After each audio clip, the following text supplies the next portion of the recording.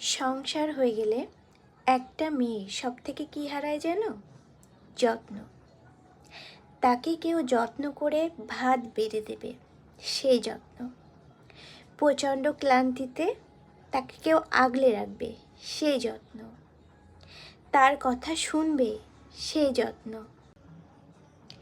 তবে ভাবতেও অবাক লাগে যে মেয়েরা সেই সব যত্নকে উপেক্ষা করে নিজেদের জীবন পার করে দিচ্ছে, সংসারকে আগলে ধরে নিজেদের জীবন পার করে দিচ্ছে।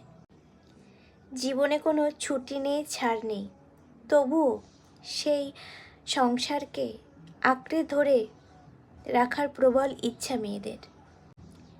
তবে এই আগ্রহের একটা নাম আছে, কি জানো তো?